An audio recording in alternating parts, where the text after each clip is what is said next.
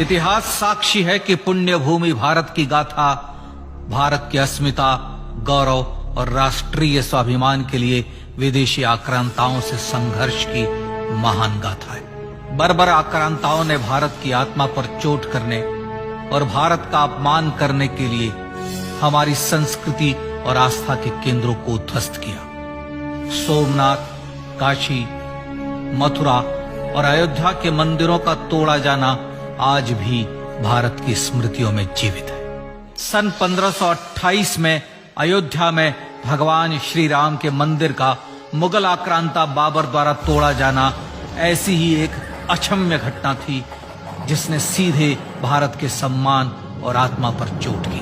कारण साफ था, अयोध्या के श्री राम के मंदिर पर आक्रमण भारत की आत्मा पर आक्रमण था। जहां हर भारतीय के रोम रोम में राम बसते हैं, वह भारत यह अपमान कैसे सहता। राम मंदिर पर आक्रमण भारत को आहत कर गया था। विदेशी हमलावर अपनी बर्बरता दिखाते गए और भारत अपने आत्म गौरव को फिर से पाने के लिए संघर्ष करता रहा। भारत रामलला के जन्म स्थान पर बाबर के नाम पर बने एक ढांचे को देखता और उसे हटाने का संकल्प लेकर शक्ति संजोया करता। हिंदू समाज आत्मसम्मान के रण में डटा रहा और लगातार हमलावरों द्वारा बनाए गए बाबरी ढांचे को हटाने के लिए लड़ता रहा। सरयू कई बार रक्त से लाल हुई। कभी स्थानीय शासकों ने तो कभी साधु संतों और राम भक्तों ने राम जन्मभूमि की मुक्ति के लिए अपने प्राणों की आहुति दी। 74 बार युद्ध हुए। हम कुछ मोर्चे हारे, पर रण जीतने का संकल्प कभी कम नहीं हुआ। हिंदू समाज तलवारों से रक्त रंजित हुआ, पर उसने हार नहीं मानी। उसका संकल्प अजेय था। 15 अगस्त 1947 को देश की आजादी के साथ सैकड़ों सालों से चले आ रहे इस संघर्ष में नई ऊर्जा और एक नया मोड़ आया। अचानक 23 दिसंबर 1949 को बाबरी ढांचे में श्री राम लला प्रकट हुए। हजारों राम भक्त दर्शन के लिए उमड़ पड़े। तत्कालीन प्रधानमंत्री पंडित जवाहरलाल नेहरू ने उत्तर प्रदेश सरकार को श्री राम लला को विवादित ढांचे से हटाने का आदेश दिया। उत्तर प्रदेश सरकार ने अयोध्या के कलेक्टर को यह काम दिया और यह निर्देश भी कि जरूरत पड़ने पर वे बल का प्रयोग भी करें। अयोध्या के कलेक्टर ने सरकार को उत्तर दिया कि यह नरसंहार के बिना संभव नहीं है, और फिर भी वह ऐसा चाहती है तो किसी दूसरे कलेक्टर से यह काम करवा ले। परिणाम स्वरूप रामलला की मूर्ति वहीं विराजमान रही। विवादित ढांचे को बंद कर दिया गया।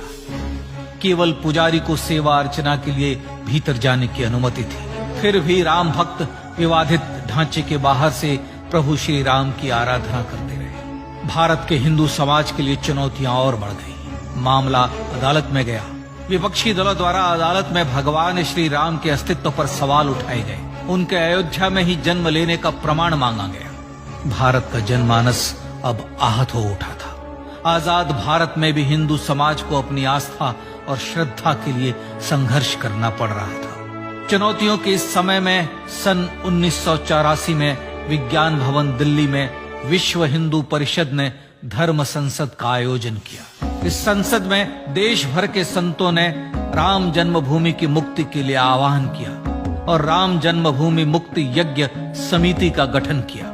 धर्म संसद ने राम जन्मभूमि की मुक्ति और वहां भगवान श्री राम के भव्य मंदिर बनाने के भारत के जनमानस के संकल्प को फिर से दोहराया। विश्व हिंदू परिषद के नेतृत्व में मंदिर निर्माण के लिए पूरे देश में अभूतपूर्व आंदोलन की शुरुआत हुई। श्री राम जन्मस्थली मुक्ति यज्ञ समिति के साथ देश भर में राम जानकी की रथ यात्राएं निकली। राम लीलाओं में राम कथा के माध्यम से भारत का आम जन फिर से जुटा। अब सबके मन में एक ही प्रण था, एक ही लक्ष्य था। अयोध्या में जन्मभूमि पर भगवान श्री राम के भव्य मंदिर का निर्माण। सन 1989 में विश्व हिंदू परिषद द्वारा गांव-गांव से रामशिला पूजन करके अयोध्या भेजी गई। 2,75,000 गांवों से रामशिलाएं अयोध्या पहुंची। भव्य राम मंदिर के शिलान्यास का निर्णय हुआ।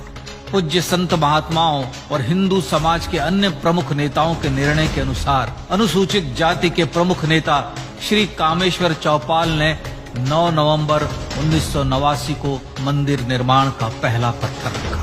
राम जन्मभूमि पर मंदिर निर्माण के लक्ष्य की पूर्ति के लिए सन 1990 में सोमनाथ से अयोध्या के लिए श्री लाल कृष्ण आडवाणी ने रथ यात्रा की शुरुआत की। देश में जन भावनाओं का ज्वार उबड़ने लगा। श्री लाल कृष्ण आडवाणी के रथ यात्रा के साथ साथ मंदिर के लिए जन समर्थन बढ़ने लगा और छद्म सेकुलरवाद बेनकाब होने लगा। इस जन आंदोलन को रोकने की तमाम कोशिशें हुई पर सब व्यर्थ हुई। विश्व हिंदू परिषद ने देशवासियों से अयोध्या में जन्मभूमि पर मंदिर निर्माण के लिए 30 अक्टूबर और 1 नवंबर 1990 को कार सेवा का आह्वान किया। परिणाम स्वरूप लाखों राम भक्त कार सेवा के लिए देश के कोने कोने से अयोध्या आए। इससे देश की एकात्मता का विराट दर्शन हुआ। कार सेवकों को रोकने के लिए उत्तर प्रदेश के तत्कालीन मुख्यमंत्री श्री मुलायम सिंह यादव ने अयोध्या में परिंदे को भी पर न मारने देने की घोषणा की। स्थितियां गंभीर हो गई। अयोध्या से 100-200 किलोमीटर दूर रेलगाड़ियां रोक दी गई। अयोध्या युद्ध भूमि बना दी गई। मार्ग बंद, रेल बंद, चप्पे चप्पे पर पुलिस। अयोध्या सैनिक छावनी में बदल गई। राम नाम पर ऐसी पाबंदी कि अर्थी ले जा रहे लोगों तक को रोका गया क्योंकि वे राम नाम सत्य कह रहे थे। लेकिन सैकड़ों किलोमीटर की यात्रा कर कार सेवक अयोध्या पहुंचने लगे। राम के गीत गाते, होठों पर हंसी और पांव में छाले लिए राम काज के लिए राम भक्त देश विदेश से अयोध्या पहुंच ही गए। कार सेवकों पर गोलियां चली। अनेक कार सेवक शहीद हुए। आजाद भारत में जन्मभूमि पर राम मंदिर के लिए कार सेवकों ने फिर एक बार अपना बलिदान दिया, पर कार सेवकों ने विवादित ढांचे पर भगवा फहरा ही दिया और इस तरह कार सेवा सफल हुई। श्री राम जन्मभूमि आंदोलन ने भारत की सुप्त आत्मा को झकझोर कर जगा दिया। विश्व हिंदू परिषद ने फिर एक बार 6 दिसंबर 1992 को कार सेवा का आह्वान किया। राम भक्तों को कार सेवा करने देने के लिए अदालत में प्रार्थना की गई, पर अदालत ने कोई निर्णय नहीं दिया। परिणाम स्वरूप बौद्ध, जैन, सिख, स्वामीनारायण संप्रदाय, गायत्री परिवार, हर पंथ मत विचार के हिंदू एकत्र हो गए। छूत अछूत का भेद मिटा, जाति की पहचान मिटी। हम सब हिंदू, हम सब सिंधु बन गए। राम सिंधु में ज्वार उठा और देखते ही देखते 6 दिसंबर 1992 को श्री राम जन्मभूमि से बाबरी ढांचा सदा के लिए हट गया।